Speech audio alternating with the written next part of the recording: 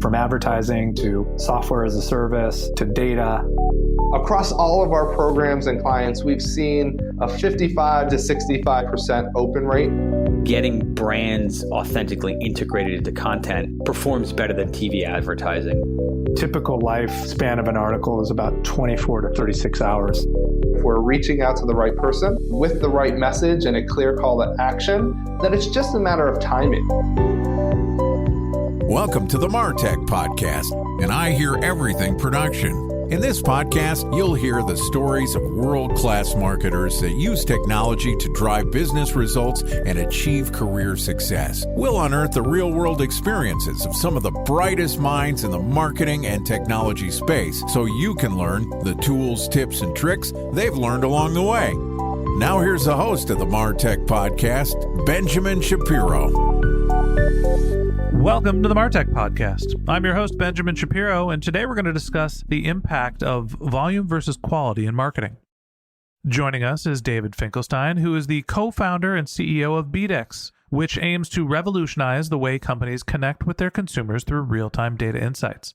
Yesterday, David and I talked about the impression volume versus data quality issue, and today we're going to continue the conversation talking about what podcasters can learn from bloggers. All right, here's the second part of my conversation with David Finkelstein, the co-founder and CEO of BDEX. David, welcome back to the Martech Podcast. Thanks, Ben. Happy to be here. Good. Excited to have you back for another data tech episode on our show. Yesterday, we talked about the problem of buying media where people are incented, media buyers are incented to buy volume and hope that they hit consumers as opposed to focus on quality.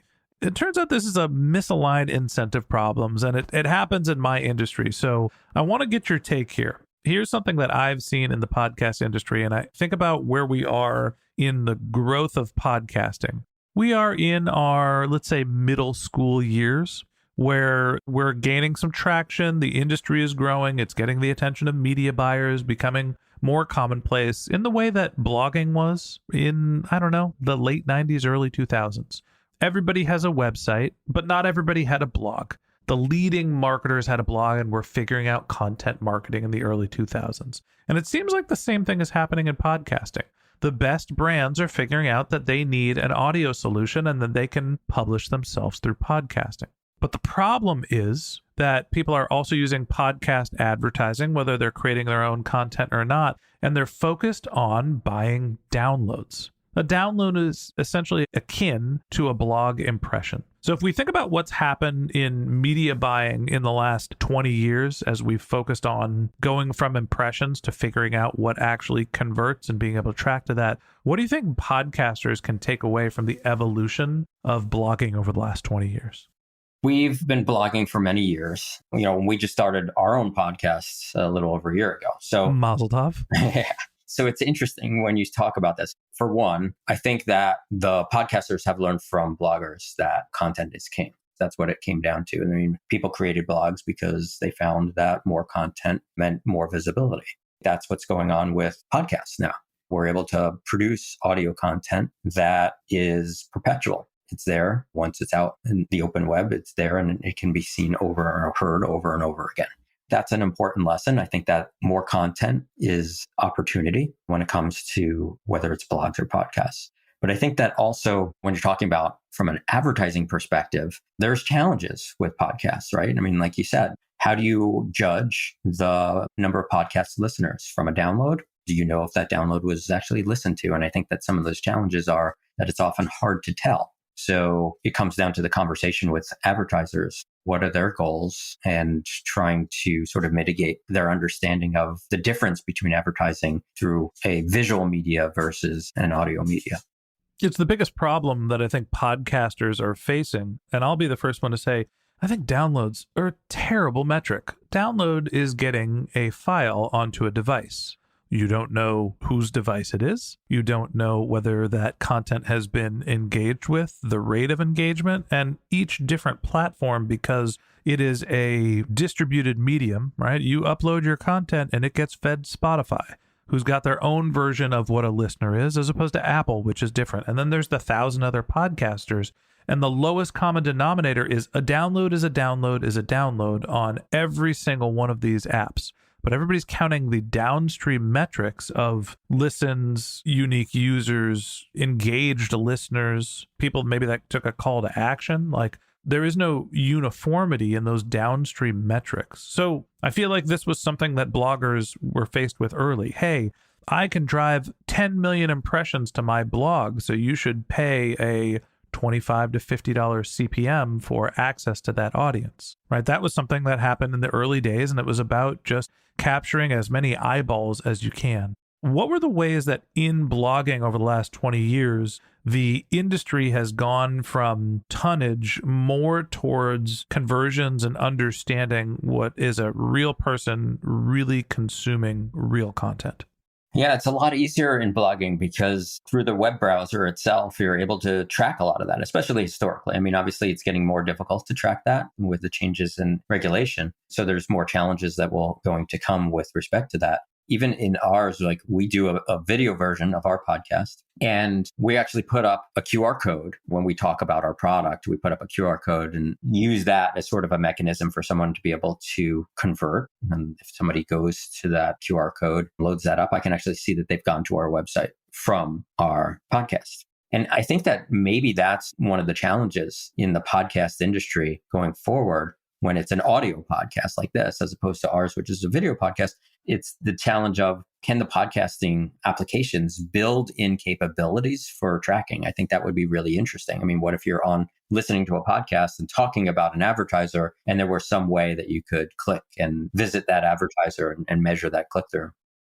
No, there are solutions. It used to be called pod sites. Now I believe it's just Spotify ads or Spotify advertising. There's other third-party tracking tools that ingest the data from your podcast. The only thing we get is an IP address, and it tries to do some sort of data validation and then gives a pixel onto a website to tell whether that person exposed to an ad, the person that downloaded the content, continues onto a website or completes an action on that website.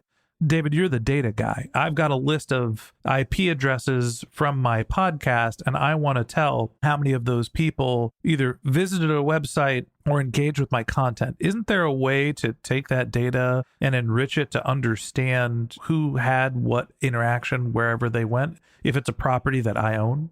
One of the interesting things, though, if it's property you own and you wanted to sort of validate that against conversions, people that registered on your site, we absolutely can do that. So, for example, you get a list of IPs of someone that listened to the podcast. Then you have sort of this transaction data on your website of people that maybe registered on your website or created some transaction on your website. And you can actually, if you were to convert that into some information, let's say their name and email or something like that, because they did some conversion, in theory, we could take that original IP list, compare it to that conversion list, and see if they match. They're not always going to match on the IP because someone might be out running, right, when they're listening to the podcast. And then they may be back in their home when they actually visited the website. So unfortunately, IP addresses might not match up. But regardless of that, if we're able to track back to that consumer, then there is a way to actually backtrack that into some conversion data if you have the first party data that you were able to collect about when they registered on your site or something. So, and this is kind of akin to what used to be pod sites is doing, is essentially building that through a pixel that you integrate onto your website, but you can do it manually.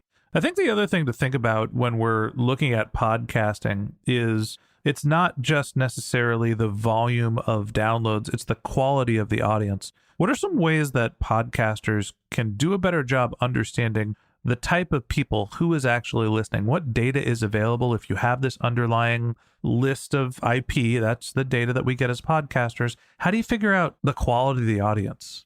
Yeah, the IP data alone is definitely going to be a challenge to do that.